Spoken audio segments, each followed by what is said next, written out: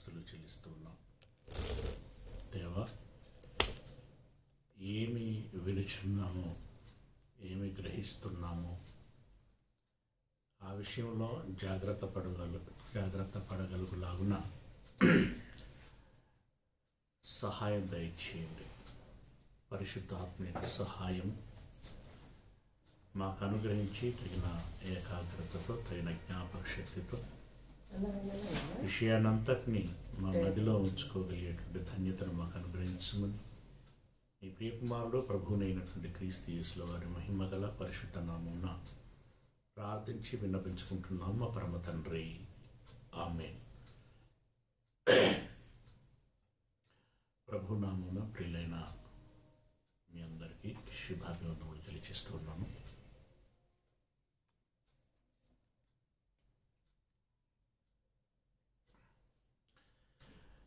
ప్రియ దేవుని వలన ఈరోజు మనం ధ్యానించబోయేటువంటి అంశము, యేసుక్రీస్తు పరము నుండి వచ్చాడా, లోకములో పుట్టాడా? యేసుక్రీస్తు పరము నుండి వచ్చాడా,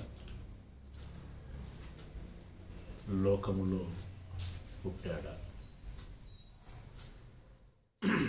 ప్రియ దేవుని వారలారా, ఆచారాలను అధికముగా పట్టించుకునేటువంటి ఇశ్రాయేలీలను ఆదర్శంగా తీసుకున్నటువంటి క్రైస్తవులు డిసెంబరు 25న ఆధారము లేనటువంటి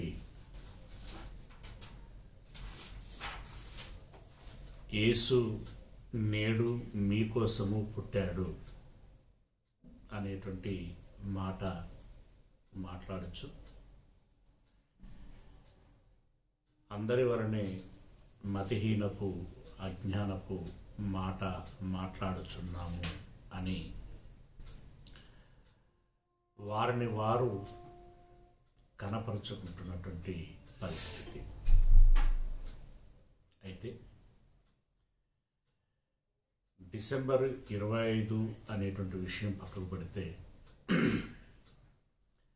యేసుక్రీస్తు లోకములోనికి వచ్చారా, లేదంటే లోకములో పుట్టాడా? వాక్యానుసారంగా మనం అర్థం చేసుకునేటువంటి ప్రయత్నం చేసినట్లయితే, తిమోతికి రాసినటువంటి మొదటి పత్రిక 3వ అధ్యాయము 16వ వచనం. తిమోతికి రాసినటువంటి మొదటి పత్రిక 3వ అధ్యాయము 16వ వచనం.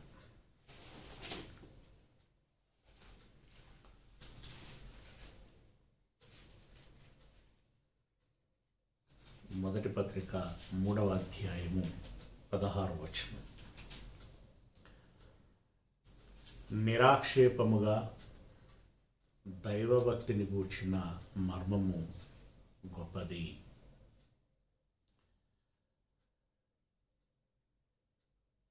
నిరాక్షేపముగా అన్నాడు అంటే ఏ విధమైనటువంటి ఆక్షేపణ లేనటువంటిదిగా,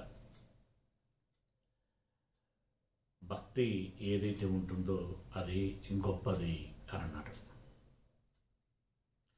అంటే మన భక్తిలో ఆక్షేపణ ఉండకూడదు, అంటే ఏలెత్తి చూపించబడేటువంటి పరిస్థితి ఉండకూడదు. ఆయన అంటే యేసు ప్రభుల వారు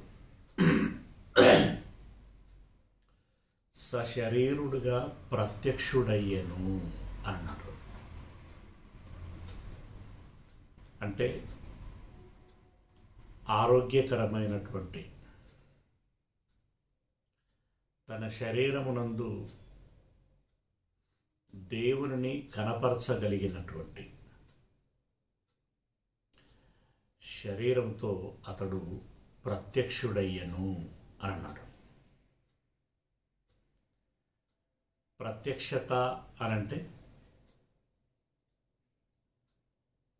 ప్రత్యక్షతకి జన్మకి వ్యత్యాసం ఏమిటి? ప్రత్యక్షత అనగా అది వరకే ఉండి అప్పుడు మాత్రమే కనబడటాన్ని ప్రత్యక్షత అంటారు. జననము అంటే అది వరకు లేక అప్పుడు మాత్రమే రావటాన్ని, అప్పుడు మాత్రమే బాహ్య ప్రపంచంలోనికి రావటాన్ని జననము అని అంటారు. ఈ వ్యత్యాసాన్ని బాగా అర్థం చేసుకోవాలి. ప్రత్యక్షత అనగా అది వరకు ఉండదు, లోకములోనికి ప్రత్యక్షత అనగా అది వరకు ఉంటుంది, అది వరకు ఉంటుంది, ఈ లోకములోనికి వస్తుంది, ఒకానొక దినమున కనబడుతుంది. దానిని ప్రత్యక్షత అని అంటారు. ఎరగబడుతుంది. జననము అన్నప్పుడు అది వరకు ఉండదు, అప్పుడు మాత్రమే, అంటే ఒకానొక దినమున వస్తుంది, కనబడుతుంది. ఇది ప్రత్యక్షతకి జననమునకు ఉన్నటువంటి వ్యత్యాసం. మరి ఇప్పుడు ఇక్కడ యేసు ప్రభుల వారి గురించి ఏం చెప్పబడుచున్నది? సశరీరుడిగా జన్మించను అని అంటున్నాడా? ప్రత్యక్షమయ్యను అని అంటున్నాడా?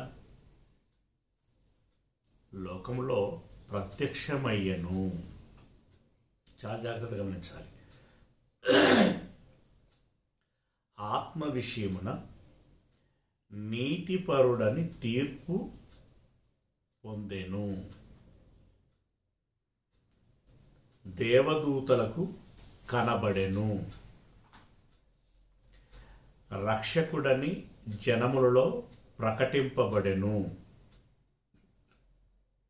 ఆ రకంగా లోకమందు నమ్మబడెను.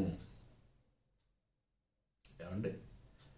ప్రత్యక్షుడైనటువంటి ఆయన నీతిపరుడని తీర్పు పొందాడు, దేవదూతలకు కనబడ్డాడు, రక్షకుడని జనములలో ప్రకటించబడ్డాడు.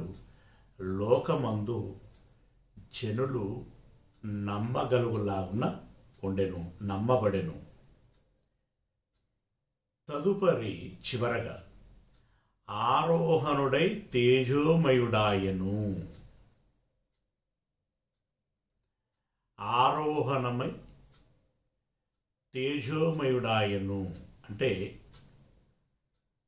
పరిశుద్ధుడిగా, ప్రకాశవంతమైనటువంటి వాడుగా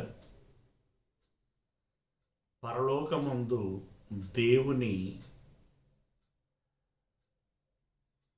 సరసన కూర్చోగలిగేటువంటి మహానుభావుడాయను అందరర్థం.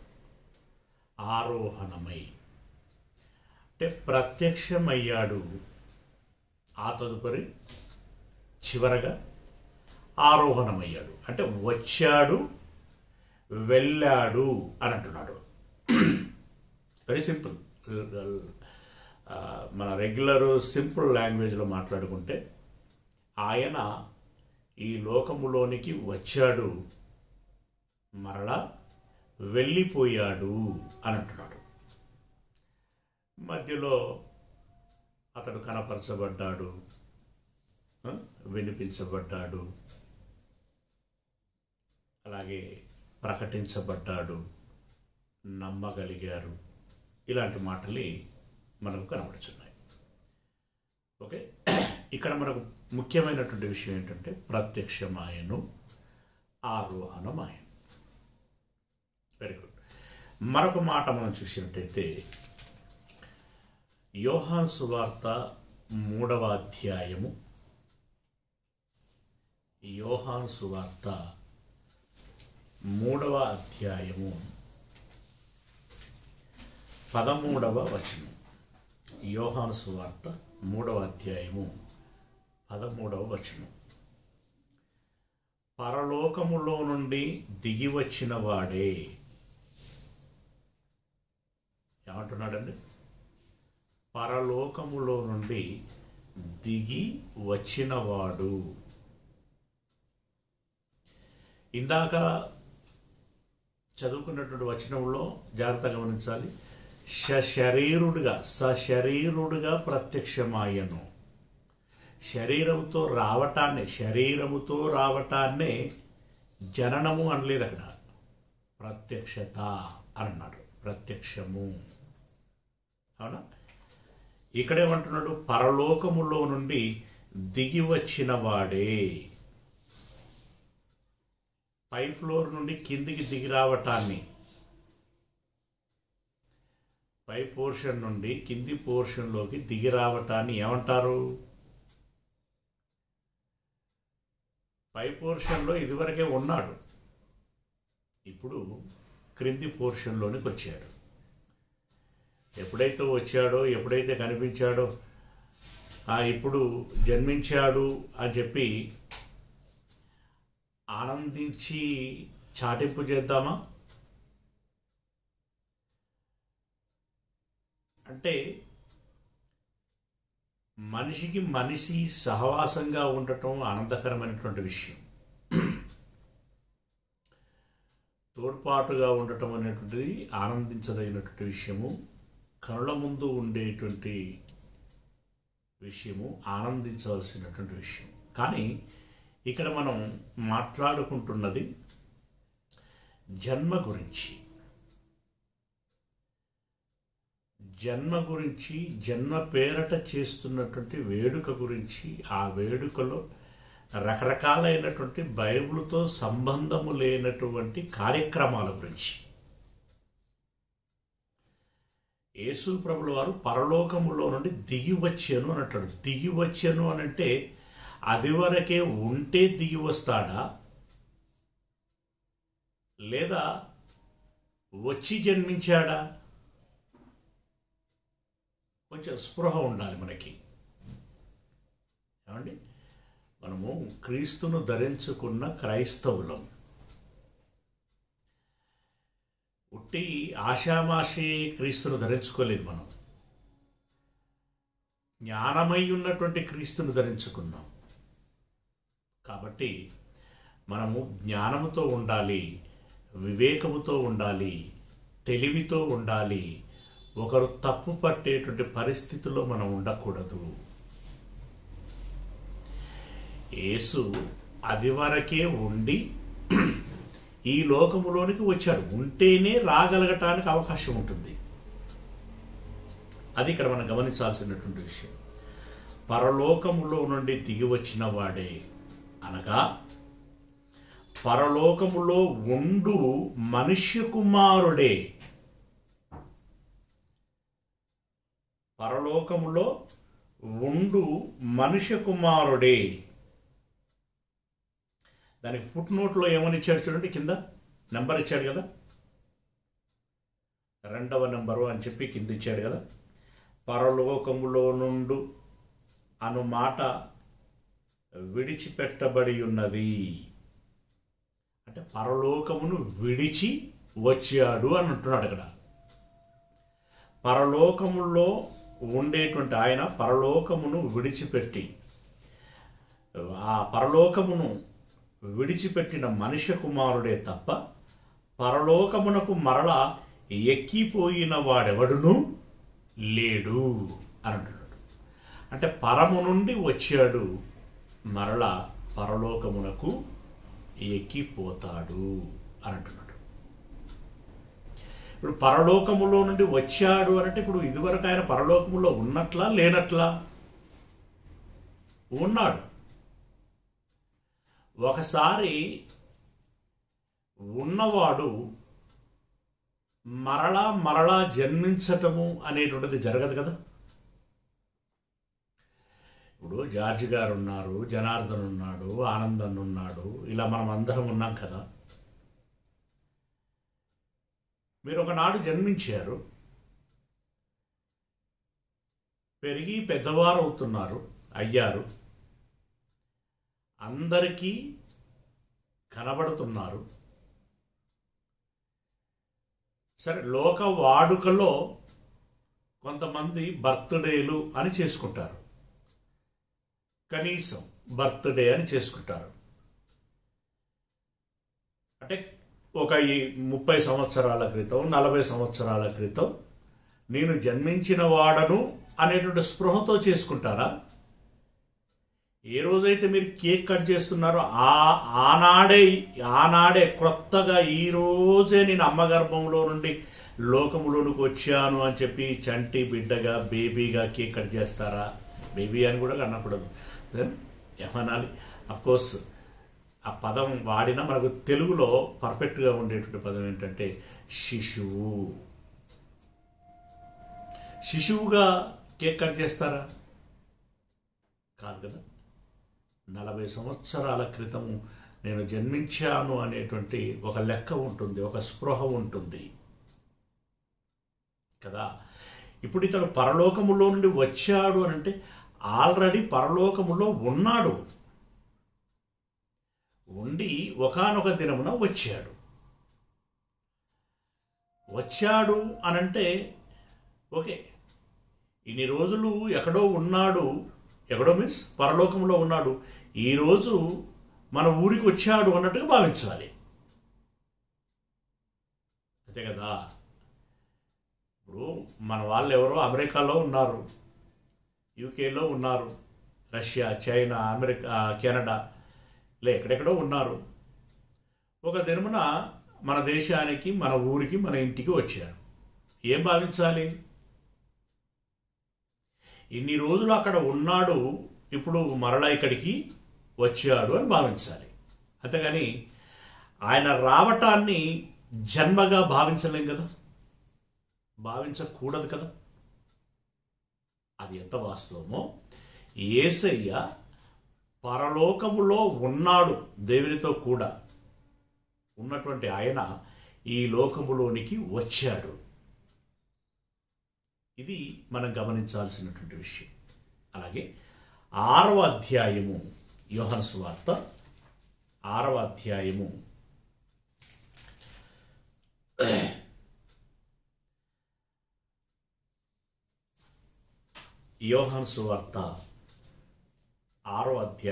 38వ వచనం. 38వ వచనం. నా ఇష్టమును నెరవేర్చుకొనుటకు నేను రాలేదు. మళ్ళీ రాకడ గురించే మాట్లాడుతున్నాడు. నా ఇష్టమును నెరవేర్చుకొనుటకు నేను రాలేదు, నన్ను పంపిన నా తండ్రి చిత్తము నెరవేర్చుటకే పరలోకములో నుండి దిగి వచ్చి తిని అని అన్నాడు. పరలోకములో నుండి దిగి వచ్చి తిని, స్పష్టమైన మాటలు ఉన్నాయి చూడండి, స్పష్టమైనటువంటి మాటలు. పరలోకములో నుండి దిగి వచ్చి తిని. నేను వచ్చాను అనంటే లేదు మీరు జన్మించారు అని వీరి చర్యల ద్వారా యేసుక్రీస్తుల వారికి తిరిగి పాఠాలు చెప్తున్నారు. ఎంత మేరకు సమంజసకరం. నేను వచ్చాను ముర్రో అని ఆయన అంటున్నాడు. లేదు ప్రభువా నీకు తెలియదు, నువ్వు జన్మించావు అని వీరు అంటున్నారు. కొత్త పాఠం చెప్తున్నారు వీళ్ళు. అంటే యేసు కంటే తెలివైన వారు అన్నట్టుగా, యేసుకే పాఠాలు చెప్పుచున్న వారమన్నట్టుగా వారు ప్రవర్తిస్తూ ఉన్నారు. ఇప్పుడు మనం ఏ కోవకి చెందినటువంటి వారం? యేసయ్య పరలోకములో నుండి దిగివచ్చాడు అని ఎరుగుచున్నటువంటి వారమా? లేదు, ఒక దినమున డిసెంబర్ 25న లేదా ఏదో ఒక దినమున జన్మించాడని భావిస్తున్నామా? అసలు యేసుక్రీస్తుల వారికి ఈ లోకములో జననము అనేటువంటిది జరిగిందా? ఇది మనం ప్రశ్నించుకోవలసినటువంటి విషయం. దాని సమాధానం ఏమిటి అని చెప్పి లేఖనాధారంగా తెలుసుకోవలసినటువంటి విషయం, అవగాహన కలిగి ఉండాల్సినటువంటి విషయం. రైట్, ఇది ఒక ఎత్తు అయితే, దావీదు ఎప్పటివాడు?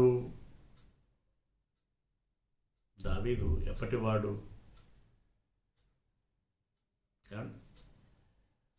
క్రీస్తుకు పూర్వము, క్రీస్తుకు పూర్వము సుమారు 1000 సంవత్సరాల క్రితము నాటివాడు. అంటే ఈనాటి నుండి 3000 సంవత్సరాల క్రితము నాటివాడు. ఆ దావీదును గురించినటువంటి ప్రస్తావన చేస్తూ ఏమని చెప్తున్నాడు? సాధారణంగా వీళ్ళు ఎలా భావిస్తున్నారంటే, బేతలహేమీయుడు అనంటే యోసేపు దావీదు వంశంలో నుండి వచ్చినవాడు, లేదా మరియా దావీదు వంశంలో నుండి వచ్చినటువంటిది కనుక వీళ్ళందరికీ పితరుడు దావీదు అని భావిస్తున్నటువంటి కాలం అది. అంటే అప్పుడు ప్రత్యక్షంగా ఉన్నటువంటి జనులు, ప్రభు తరములో ఉన్నటువంటి జనులు యేసుక్రీస్తుల వారిని ఏమని భావిస్తున్నారంటే, ఇతడు దావీదు కుమారుడు అని భావిస్తున్నారు. వాస్తవం. ఇప్పుడు వారికి జ్ఞానోదయమును కలిగించటానికి, నేనెవరంటే అనేటువంటి విషయ అవగాహన కలిగించటానికి ఆయన వారితో ఒక సంభాషణ చేశాడు. ఏంటి? మత్తయి సువార్త 22వ అధ్యాయము, మత్తయి సువార్త 22వ అధ్యాయము 41వ వచనం నుండి. మత్తయి సువార్త 22వ అధ్యాయము 41వ వచనం నుండి. ఒకప్పుడు పరిసయ్యులు కూడి ఉండగా యేసు వారిని చూచి, క్రీస్తును గూర్చి మీకేమి తోచుచున్నది? అంటే మీరేమనుకుంటున్నారు అని దాని అర్థం. క్రీస్తును గూర్చి మీకు ఏమి తోచుచున్నది? ఆయన ఎవని కుమారుడని అడిగాను. వారు సంకోచము లేకుండా ఆయన దావీదు కుమారుడని చెప్పిరి. యేసుక్రీస్తును గురించి మీరు ఏమనుకుంటున్నారు? ఎవరి కుమారుడని భావిస్తున్నారు అని యేసయ్య అడిగాడు. అప్పుడు వారు, దావీదు కుమారుడు కదా యేసు, దావీదు కుమారుడు అని చెప్పారు. అందుకు ఆయన, యేసుక్రీస్తుల వారు, అందుకు ఆయన అంటే యేసుక్రీస్తు, అందుకు యేసుక్రీస్తు, అలాగైతే, ఇప్పుడు రమేష్ ఏదో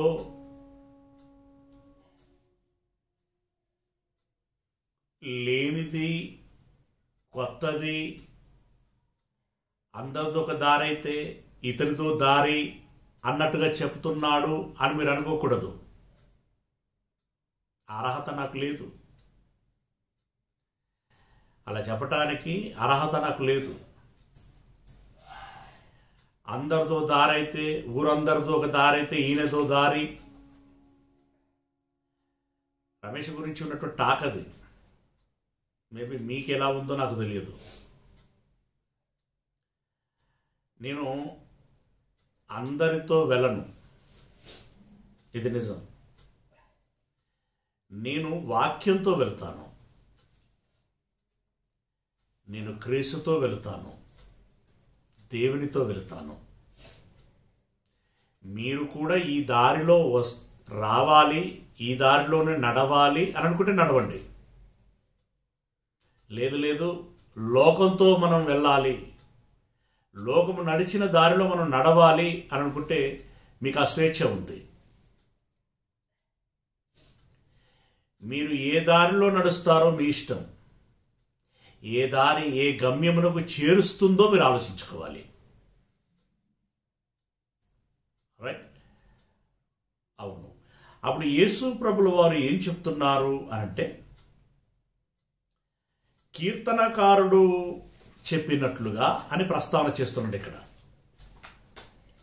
ఎక్కడ ఉంటుంది అన్నట్టు మీరు తర్వాత చదువుకోండి. కీర్తన గ్రంథం 110:1 ఉంటుంది. అక్కడి సందర్భాన్ని ఇక్కడ లేవనెత్తి మాట్లాడుతున్నాడు ఆయన. ప్రవచనాన్ని అనుకోవచ్చు. నేను నీ శత్రువులను నీ పాదముల క్రింద ఉంచు వరకు నీవు నా కుడి పార్శ్వమున కూర్చుండుమని ప్రభువు నా ప్రభువుతో చెప్పెను అని అన్నాడు. అంటే మీరు నన్ను దావీదు కుమారుడు అని అంటున్నారు కదా. ఇప్పుడు నేనేమంటున్నానంటే, మరి దావీదు గారు ఒకానొక కాలంలో ఇలాగన్నాడు. ఇదిగో ప్రభువు అంటే దేవుడైన ప్రభువు ఏమనన్నాడట అనంటే, నీ శత్రువులను నీ పాదముల క్రింద ఉంచు వరకు నీవు నా కుడి పార్శ్వమున కూర్చుండుమని నా ప్రభువుతో, కుమారుడైన నా ప్రభువుతో చెప్పెను అని దావీదు అన్నాడు. ఇప్పుడు దేవుడైన ప్రభువు అంటే పరలోకమందున్నటువంటి వాడు, తండ్రి.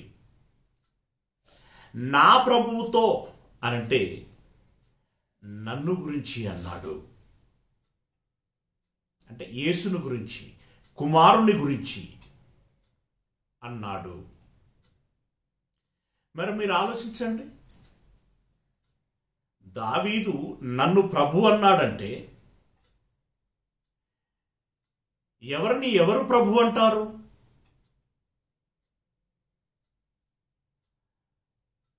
ముందు ఉన్నటువంటి వాడినా, తర్వాత వచ్చినటువంటి వాడినా, లేకపోతే తర్వాత జన్మించినటువంటి వాడినా? నేను దావీదు కంటే పెద్దవాడినైతే కదా, దావీదు కంటే సీనియర్నైతే కదా.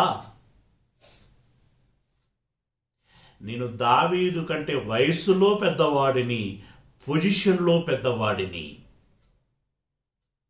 గనుక దావీదు నన్ను ప్రభువు అన్నాడు. అలాంటప్పుడు నేను దావీదు కంటే వయసులో పెద్దవాడినైనప్పుడు, పొజిషన్లో పెద్దవాడినైనప్పుడు దావీదుకు నేను కుమారుడిని ఎలా అవుతాను? బుర్రబెట్టి ఆలోచించండి. నేను దావీదుకి కుమారుడిని ఎలా అవుతాను? ఆ మాట అక్కడ నిలదీస్తున్నాడు.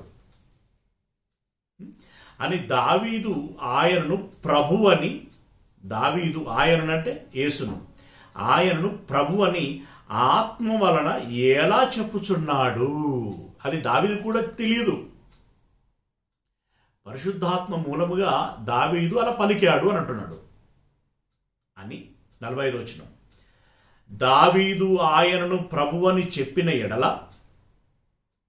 ఆయన ఏలాగు అతనికి కుమారుడగునని వారిని అడుగగా. అడిగాడా? ఇప్పుడు నేను అదే అడుగుతున్నాను. యేసు ప్రభుల వారు దావీదుకు ఎలా కుమారుడయ్యాడు? పోనీ దావీదు వంశంలో నుండి వచ్చినటువంటి యోసేపుకి ఎలా కుమారుడయ్యాడు? యోసేపును పక్క పెడదామని అనుకుందాం, ఎందుకంటే అతనికి సంబంధం లేదు కనుక. మరియకు ఎలా కుమారుడయ్యాడు? మరియకి ఎలా కుమారుడయ్యాడు అంటే ఇక్కడ స్పష్టంగా ఆయన చెప్పదలుచుకున్నటువంటి విషయం ఏంటంటే, నేను దావీదు కుమారుణ్ణి కాదు, దావీదు కంటే సీనియర్ని, దావీదు కంటే పెద్దవాడిని, నేను దావీదు కంటే పెద్దవాడిని అని అనగానే వాళ్ళు ఏం మాట్లాడారో చూడండి. ఎవడును మారు మాట చెప్పలేకపోయెను అని అన్నాడు. నోరు మూసుకున్నారట అందరూ. యేసును గురించి దావీదు కుమారుడు. ప్రియులరా, చంటి పిల్లలకు చెప్పే మాటలు వేరు. అమ్మా నేను ఎలా పుట్టాను అనంటే బిడ్డలకు ఏం చెప్తాం? అర్థమవుతుందా మీకు? నేను ఎలా పుట్టాను, నీ కడుపులోనికి నేను ఎలా వచ్చాను అంటే ఏం చెప్తాం? అప్పటికి కవర్ చేయాలి కాబట్టి, ఎందుకంటే ఉన్నది ఉన్నట్టుగా ఆ పిల్లలకు చెప్పలేం. ఇప్పుడు శాస్త్రీయంగా ఒకటి జరుగుతుంది, ఒక ప్రక్రియ, ఒక శరీర ధర్మం, ఒక ప్రకృతి ధర్మం జరుగుతుంది. కానీ అది చెప్పగలమా వాళ్ళకి? చెబితే అర్థం చేసుకునే స్టాండర్డ్ వాళ్ళది కాదు. అప్పుడు ఏదో కవర్ చేస్తాం. ఏమని? ఒక్కొక్కరు అప్పటికి ఉన్నటువంటి, అప్పటికి ఏం తోస్తే అది ఏమని, ఇదిగో ఒకరోజు నేను నిద్రపోతూ ఉంటుండగా అక్కడ చందమామ ఉందే, ఆ చందమామ నిన్ను తీసుకొచ్చి నా కడుపులో వేశాడు. ఏదో కవరింగ్ అది. నేను నేను నేను ఇది ఇది కూడా నేను అలా ఊరికే చెప్తున్నాను. అవునా, చందమామ తీసుకొచ్చిందా నన్ను అని అనుకుంటుంది బేబీ. అప్పటికి అది సరిపోతుంది, అమ్మయ్య కవర్ చేశాను అనుకుంటాం. కానీ వాస్తవంగా జరిగేదేంటి? వీరు చందమామకి బిడ్డకి సంబంధం లేదు కదా. రైట్? అలాగే మత్తయి సువార్తలో ఉన్నటువంటి అబ్రహాము కుమారుడకు, దావీదు కుమారుడకు, యేసుక్రీస్తు వంశావళి అని ఉన్నది కదా. అంటే అది ప్రైమరీ స్టాండర్డ్ ఉండేటువంటి మనుషులకు చెప్పేటువంటి మాటలవి. ఓకే, కానీ ఇక్కడ యేసు ప్రభుల వారు చెప్తున్నటువంటి మాట చాలా లోతైనటువంటి భావముతో చెప్పుచున్నటువంటి మాట. High standard, higher standard.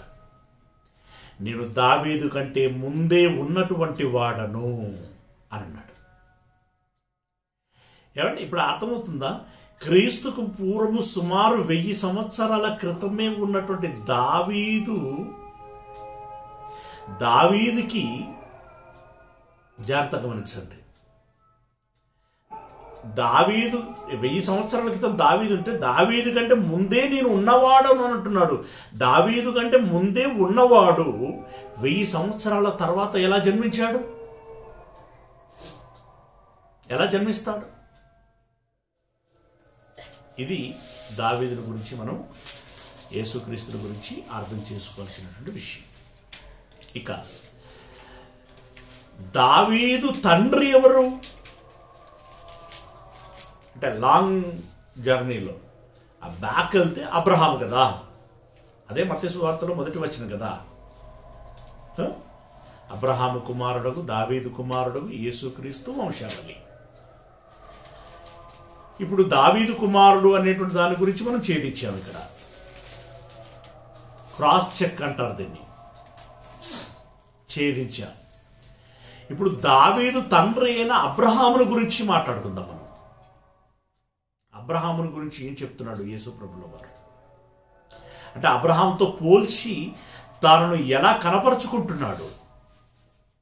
యోహాను సువార్త 8వ అధ్యాయము. యోహాను సువార్త 8వ అధ్యాయం.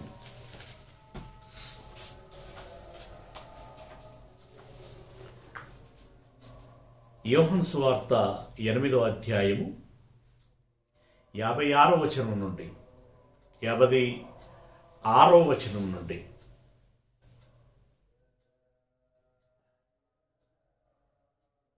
ఈ మాటలు మనం జాగ్రత్తగా అర్థం చేసుకోవాల్సినటువంటి మాటలు. 56వ వచనం.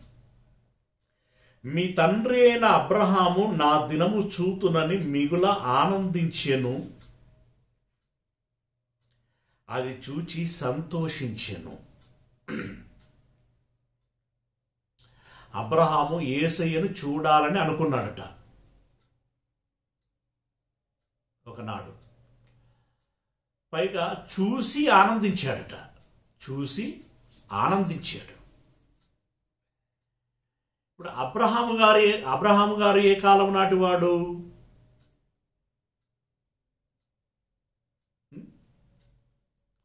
క్రీస్తుకు పూర్వం 2000-2500 సంవత్సరాల క్రితం నాటివాడు కదా. 3000 దాకా కూడా వెళ్తుంది. అంటే ఆ 2500-3000 సంవత్సరాల క్రితం ఉన్నటువంటి అబ్రహాము యేసయ్యను చూశాడట. అప్పుడు యేసయ్యకి దేహం ఉందా? లేదు. కానీ చూశాడట. చూశాడంటే ఉంటే చూశాడా, లేకుంటే చూశాడా? ఊహించుకున్నాడా? ఉంటే చూస్తాడు.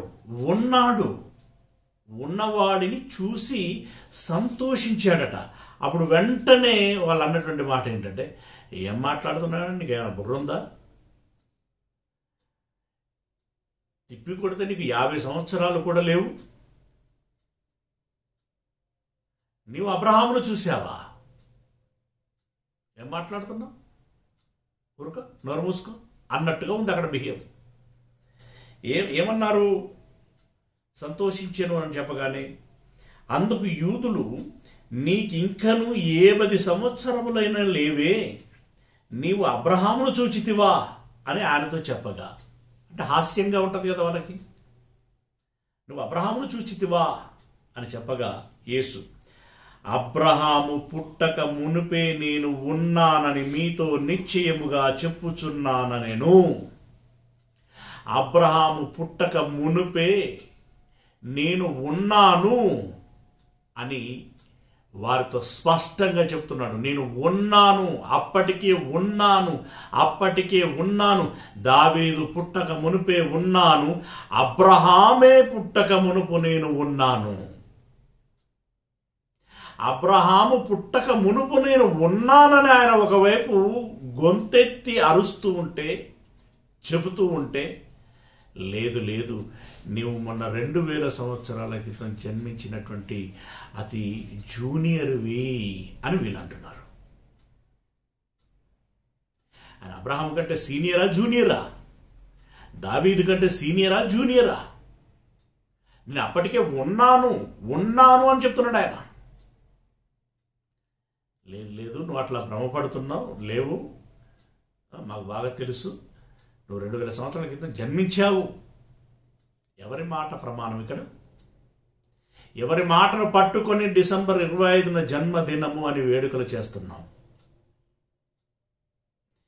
దేవుని మాట, యేసయ్య మాట, పరిశుద్ధాత్మ మాటన? వీళ్ళెవ్వరి మాటలు కాదు. కల్పించబడిన వ్యక్తుల మాటలు పట్టుకొని ఈరోజు జన్మదినములు చేస్తున్నాం. అవును, 1700 సంవత్సరాల క్రితం ఒక పోపు, ఒక రాజు కలిసి ఏర్పాటు చేసినటువంటి క్రిస్మస్ జన్మదినము అనేటువంటి వేడుక ఏదైతే ఉంటుందో, వాళ్ళు కల్పించిన పద్ధతుల చొప్పున మనము చేస్తూ ఏదో గొప్పగా ఆరాధిస్తున్నాము, పండగ చేస్తున్నాము అని ఆనందిస్తున్నాం. ఇది వాక్యానుసారమైన ఆనందం కాదు. మనుష్యులు కల్పించిన పద్ధతులు దేవోపదేశములని భావించి చేస్తున్నటువంటి క్రియ. ఈ క్రిస్మస్కి బైబిల్కి సంబంధం లేదు. క్రిస్మస్కి యేసు బోధలకి సంబంధం లేదు. అపోస్తలుల బోధకి సంబంధం లేదు. ఏమండి, అపోస్తలులు మనకంటే తెలివైన వారా? మనతో సమానులా? మనకంటే తెలివి తక్కువ వాళ్ళ?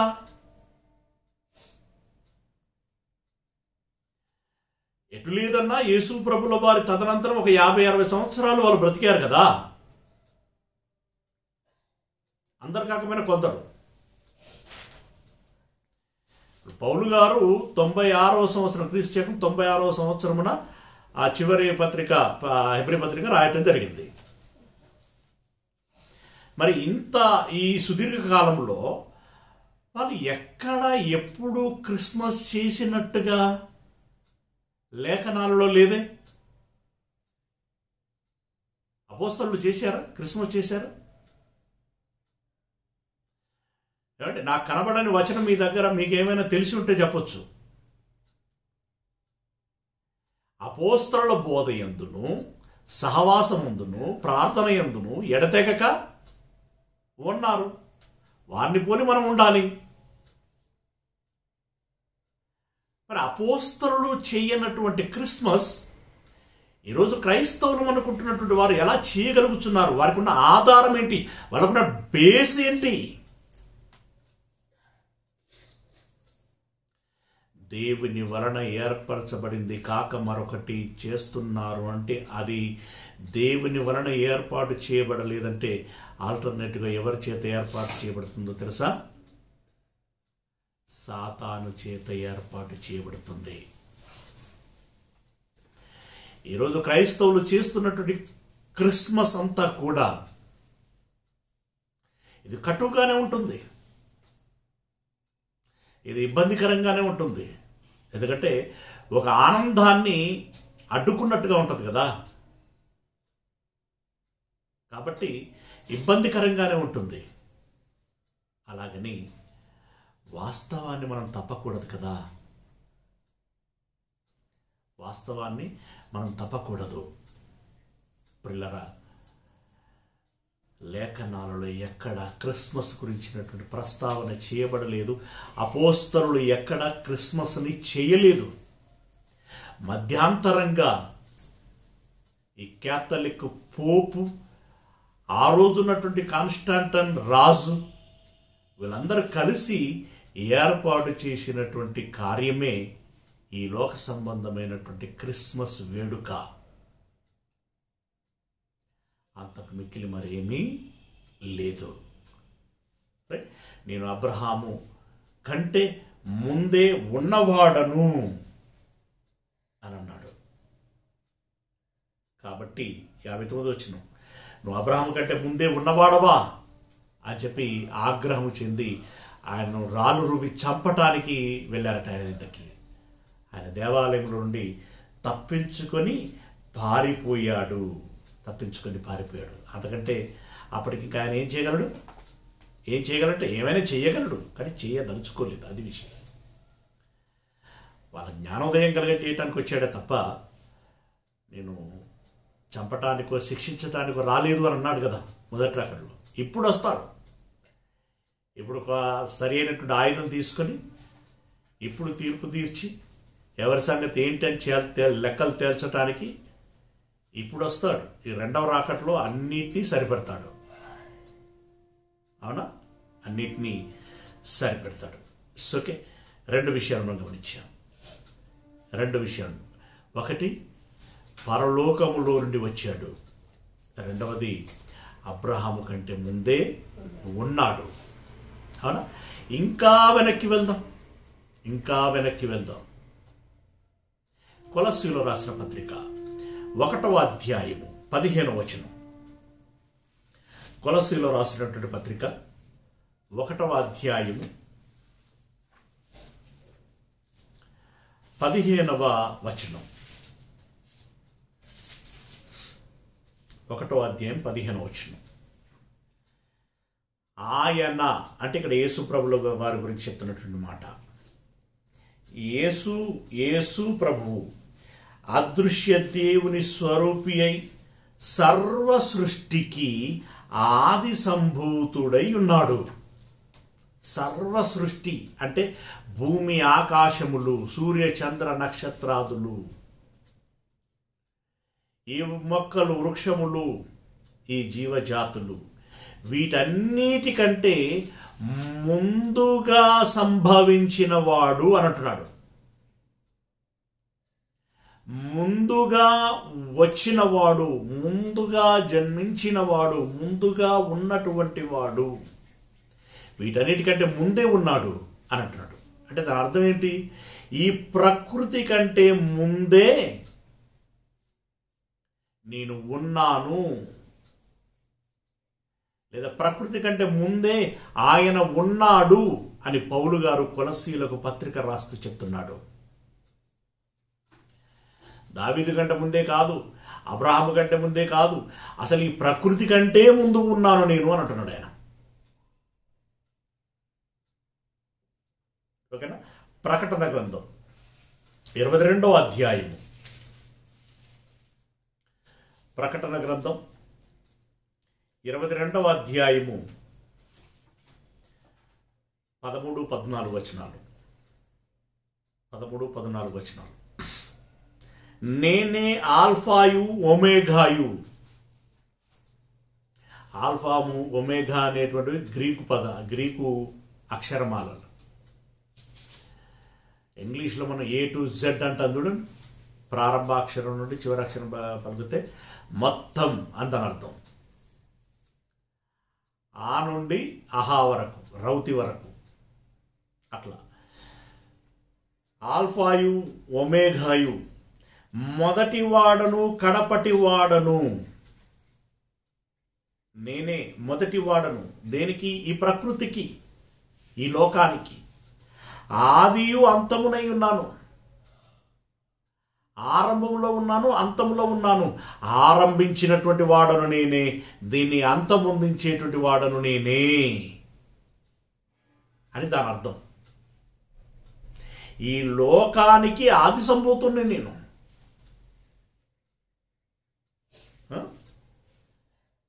అని ఈ వచనములో చెప్పాడు. ఇక 14వ వచనంలో వేరే సందర్భం మనకు కనబడుతుంది. 13 సరిపోతుంది. నేనే మొదటి వాడను కడపటి వాడను, ఆదియు అంతమునై ఉన్నాను అని అంటున్నాడు. అంటే స్పష్టంగా ఈ లోకానికి నేను ఆదిని అని అన్నాడు. ఈ లోకానికే ఆయన ఆది అయితే 2000 సంవత్సరాల క్రితం ఎలా జన్మిస్తాడండి? ఇంకా సామెతల గ్రంథం 8వ అధ్యాయము, సామెతల గ్రంథం 8వ అధ్యాయము 23వ వచనం. 8వ అధ్యాయము 23వ వచనం. ఏమండి? క్రైస్తవులముగా ఏడాదికి ఒక మారు ఏదో క్రిస్మస్ పేరట ఒక పండగ చేసుకుంటూ ఇంటికి రంగులు వేసుకొని, ఒంటికి బట్టలు కొనుక్కొని, కడుపుకింత కమ్మగా వండుకొని తిని ఆనందిద్దాము అని అనుకుంటే ఇదేంటి అడ్డంగా నరికినట్టుగా అని సదరు వ్యక్తులకి, మేబీ మీ తోటి వారికి కూడా అనిపించవచ్చు. మిమ్మల్ని ఇంటికి రంగులు వేసుకోవద్దని నేను చెప్పట్లేదు. ఒంటికి బట్టలు కొనుక్కోకూడదని నేను అనట్లేదు. కడుపుకి కమ్మగా వండుకొని తినకూడదని నేను అనట్లేదు. ఇది వేరు. కానీ ఈరోజు నేడు రక్షకుడు మీకోసము జన్మించి ఉన్నాడు అని ఒక అబద్ధం చెబుతున్నామే, ఒక అబద్ధం చెప్తున్నాం. అది సమంజసకరం కాదు. ఒక అబద్ధము చెప్పి లోకానికి తప్పుడు సంకేతం పంపుతున్నాం మనం. అందుకే వాళ్ళు ఏమంటున్నారో తెలుసా మతోన్మాదులు? మొన్న కదా మీ యేసు పుట్టింది, మాది సనాతనము, మా దేవుళ్ళు లక్షల సంవత్సరాల క్రితమే ఉన్నటువంటి వాళ్ళు. అంటే ఇప్పుడు వాళ్ళకి అనవసరంగా మనం ఒక తప్పుడు సమాచారం ఇచ్చి, మనమే సమాచారం ఇచ్చి మనల్ని ప్రశ్నించుకునేటట్లుగా చేసుకున్నాం కదా.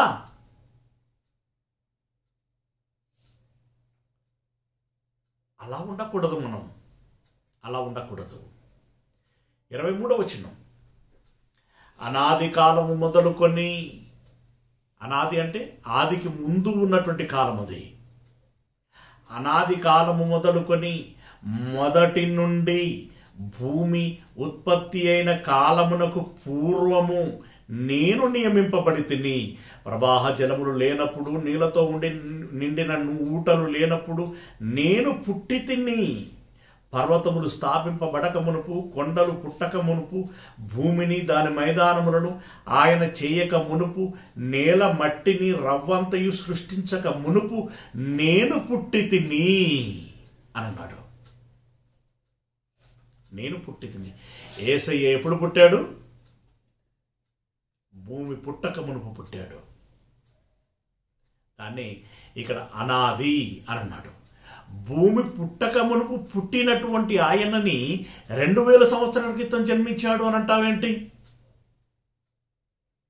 2000 సంవత్సరాల క్రితం జరిగింది ఏంటంటే ఈ లోకములోనికి వచ్చాడు ఆయన. ఆ మాటకు వస్తే ఆయన పలు సందర్భాలలో వస్తూనే ఉన్నాడు. అదే మాట చదువుకున్నాం మనం. ఏమని చదువుకున్నాం? ఆయన సశరీరుడిగా ప్రత్యక్షమయ్యను అని చదువుకున్నాం. రెండవది సశరీరుడిగా ప్రత్యక్షం అవ్వటమే కాదు, మనము నోవహు జలప్రళయం గురించి ఏం మాట్లాడుకున్నాం? అప్పుడు ఆత్మరూపిగా వచ్చి సువార్త ప్రకటించెను. చదువుకున్నాం. ఇంకొక మాట చూడండి మీరు, పేతురు గారు రాసినటువంటి మొదటి పత్రిక 1వ అధ్యాయం, పేతురు గారు రాసినటువంటి మొదటి పత్రిక 1వ అధ్యాయం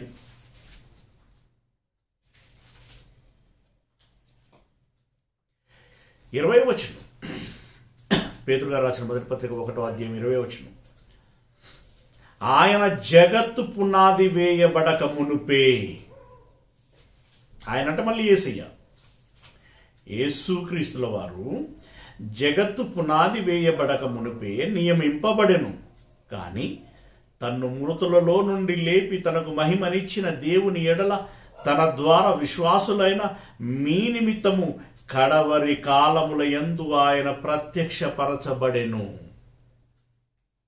మళ్ళీ మనం మొదటి మాటను జ్ఞాపకం చేశాడు, తిమోతి పత్రికలో చెప్పినటువంటి మాట. ప్రత్యక్షపరచబడెను కాగా మీ విశ్వాసమును నిరీక్షణయు దేవుని యందు ఉంచబడి ఉన్నది. అంటే కడవరి కాలములో ఆయన, అంటే వాస్తవానికి జగత్తు పునాది వేయబడక మునుపే నియమింపబడ్డాడు. కానీ మన రక్షణ నిమిత్తము కడవరి కాలములలో ప్రత్యక్షపరచబడ్డాడు.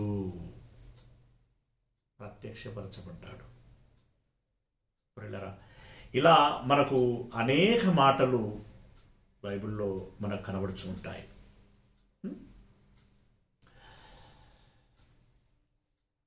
ఈ బేత్లెహేము అనేటువంటి ఈ స్థలము, దాని గురించి, ఎందుకంటే ఈ క్రిస్మస్ బేత్లెహేం చుట్టే తిరుగుతూ ఉంటుంది. దాని గురించిన సందర్భము మనం ఒకసారి చూసినట్టయితే మత్తయి సువార్త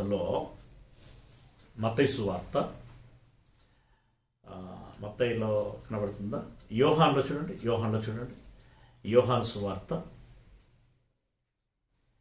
7వ అధ్యాయము. యోహాను సువార్త 7వ అధ్యాయము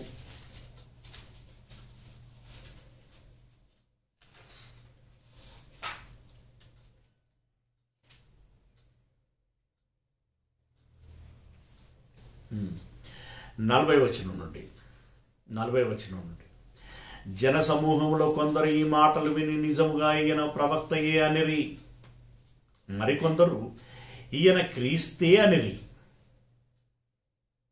మరికొందరు ఏమి క్రీస్తు గలిలయలో నుండి వచ్చునా? అట్లెట్లా కుదురుతుంది? యూదయలో నుండి రావాలి కదా, గలిలయలో నుండి ఎలా వస్తాడు? అంటే నజరేతు అనేటువంటి ఊరు గలిలయలో ఉండే. ఆయన పుట్టింది బేత్లెహేములోనైనా పెరిగింది నజరేతులో కదా. బేత్లెహేము యూదయ దేశంలో ఉంది. నజరేతు గలిలయలో ఉంది. ఈయన గలిలయలో నుండి వచ్చి ఇక్కడ ప్రసంగం చేస్తున్నాడు కాబట్టి ఇతడు గలిలయుడు అని వాళ్ళు భావిస్తున్నారు. రక్షకుడు గలిలయలో నుండి వచ్చునా అని మాట్లాడుతున్నారు. లేదు కదా. క్రీస్తు దావీదు సంతానములో పుట్టి దావీదు ఉండిన బేత్లెహేమను గ్రామములో నుండి వచ్చునని లేఖనము చెప్పుటలేదా అన్నారు. అంటే బేత్లెహేములో నుండి రావాలి కదా, లేఖనము చెప్పుచున్నది. మరి ఈయన బేత్లెహేములో నుండి రాలేదు కదా అని భావిస్తున్నారు. అంటే ఈయన వాస్తవానికి జనాభా లెక్కలలో వాళ్ళ అమ్మా నాన్నలు అక్కడికి పోయినప్పుడు అక్కడ జన్మించాడు, అది జరిగింది, లేఖనానుసారంగానే జరిగింది. కానీ వీళ్ళకి అది అబ్జర్వేషన్లో లేదు. చెప్పినా ఇప్పుడు పట్టించుకునేటోడు లేడు. ఇంతకీ లేఖనం ఎక్కడుంది? ఆ లేఖనం ఏమని చెప్తున్నది? మీకా గ్రంథం 5వ అధ్యాయం 2వ వచనం. మీకా గ్రంథము 5వ అధ్యాయము 2వ వచనం.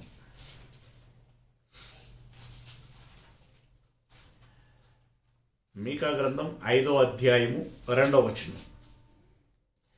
బేత్లెహేము ఎఫ్రాతా, యూదావారి కుటుంబములలో నీవు స్వల్ప గ్రామమైనను నా కొరకు ఇశ్రాయేలీలను ఏలబోవాడు నీలో నుండి వచ్చును. నీలో నుండి వచ్చును.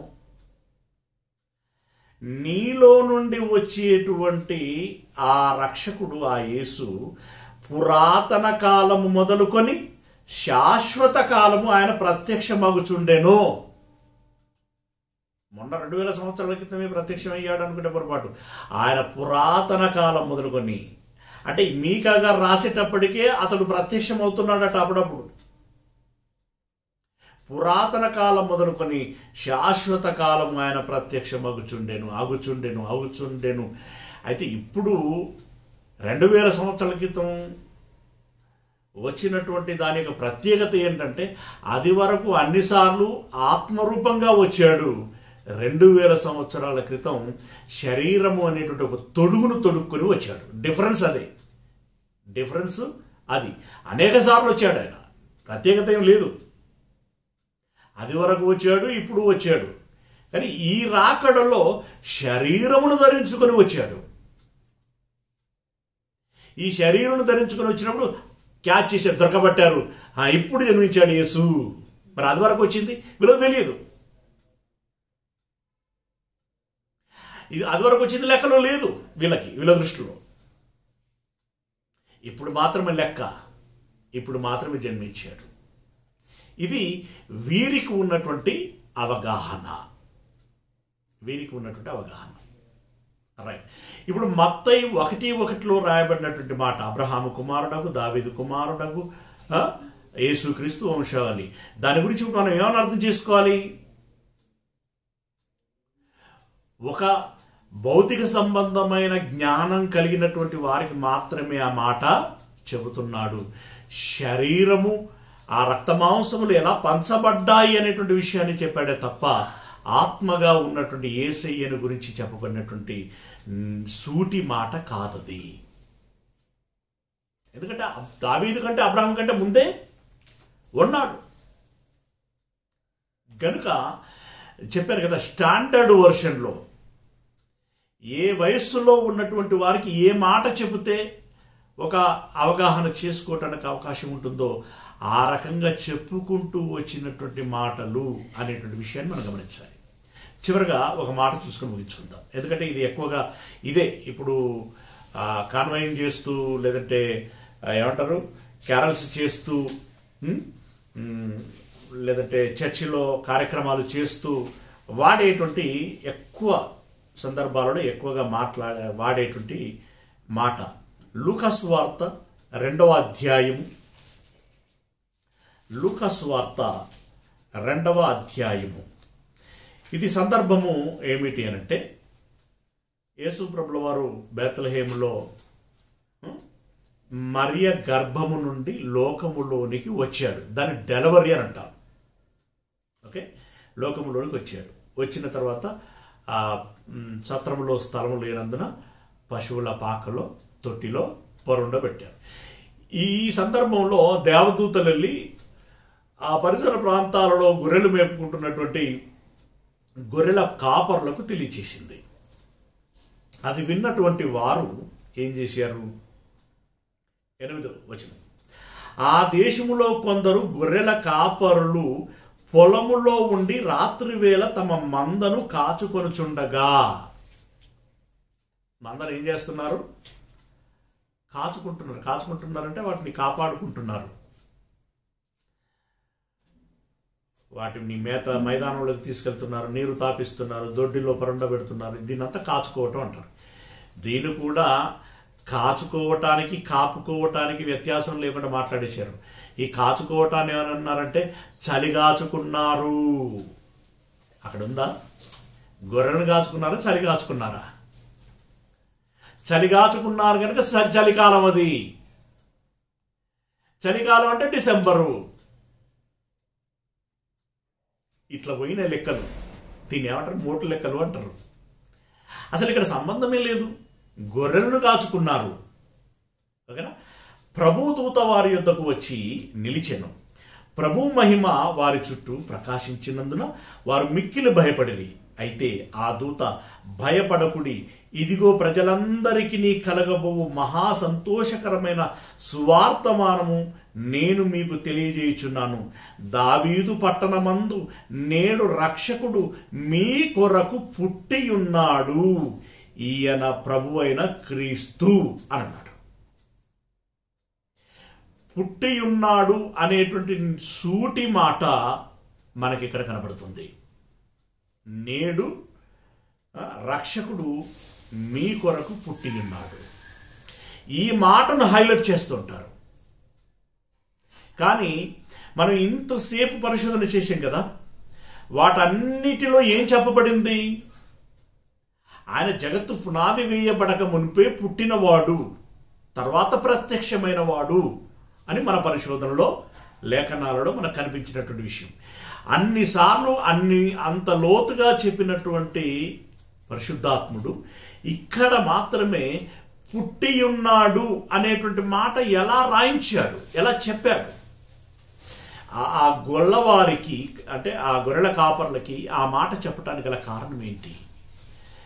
గొర్రెల కాపర్ల యొక్క స్టాండర్డ్ ఎలా ఉంటుందంటే, ఇప్పుడు మోటుగా, అంటే వాళ్ళని క్రిటిసైజ్ చేయటం కాదు, కానీ మోటుగా ఒక మాట ఉంటుంది. ఇప్పుడు మామూలుగా అంటారు చదువుకున్నోడి కంటే సాగులోడు మేలు అని అంటూ ఉంటారు. దానికి ఒక కారణం ఉంది. అలాగే గొల్లోనికి ఏం తెలుసు మల్లెపూ వాసన అని చెప్పేసి అని అంటూ ఉంటారు. అంటే ఎందుకు అంటే కొంచెం వాళ్ళు మొరటుగా ఉంటారు. వాళ్ళు తెల్లారు లేచారు అని అంటే బుకడంతా దీన్ని, గొర్రెలను తెల్లారు లేచారంటే దొడ్డు ఉడుచుకొని బుకడంతా దీన్ని గొర్రెలు ముందేసుకొని వెళ్ళారంటే అడవిలోనే గడుపుతారు. లోకంతో పెద్దగా సంబంధము ఉండదు. అడవిలోనే వాటిని తిప్పుతారు, అడవిలోనే భోజనం చేస్తారు, అడవిలోనే అవసరమైతే పడుకుంటారు కూడా. గ్రామాలతో, ఊరితో సంబంధాలు చాలా తక్కువ. అంటే వాళ్ళకు ఉండేటువంటి విషయ పరిజ్ఞానం తక్కువ, వాళ్ళ స్టాండర్డ్ తక్కువ. ఈ విషయంలో గొర్రెల గురించి చెప్పండి, అడగండి, చెప్తారు. కానీ మిగిలినటువంటి విషయాల గురించి వాళ్ళకు అవగాహన తక్కువ. ఆ పూర్ స్టాండర్డ్లో ఉన్నటువంటి వారికి అర్థమయ్యేటువంటి భాష ఏంటంటే పుట్టాడు లేదా జన్మించాడు అని అంటేనే వాళ్ళకు అర్థమవుతుంది. అంతేగాని ఆయన అనాది కాలములోనే పుట్టెను, అనేక సందర్భాలలో ప్రత్యక్షమవుతూ ఉండెను, పరలోకములో నుండి ఈ లోకములోనికి వచ్చాను అని అంటే ఈ అనాది కాలం ఏంది? జగత్తుకు ముందే ఉండటం ఏంటి? ప్రత్యక్షం అవ్వటం ఏంటి? ఆత్మ ఏంటి? శరీరం ఏంటి?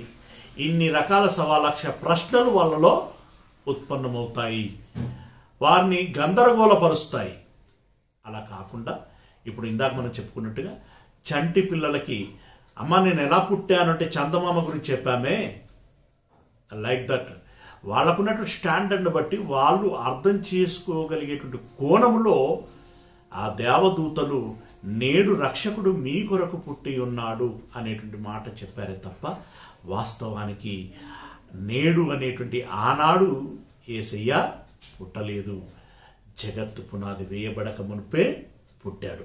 ఇప్పుడు దీన్ని బట్టి కంక్లూజన్ ఏంటి అనంటే, యేసు ఈ జగత్తు పునాది వేయబడక మునుపు పుట్టాడు కదా. ఇప్పుడు ప్రశ్న, యేసు లోకములోనికి వచ్చాడా, లోకములో పుట్టాడా? అంటే ఇప్పుడు మనం ఇందాక పరిశీలన చేసినట్టు లేఖనాలు ఏం చెప్తున్నాయి? లోకములో పుట్టలేదు ఆయన, లోకములోనికి వచ్చాడు. ఇది సమాధానం. ఓకేనా? ప్రార్థన చేసుకుందాం. దీని పట్ల మీకు ఏమైనా సంశయాలు ఉంటే తర్వాత అడుక్కొని తెలుసుకుందాం. ఓకేనా?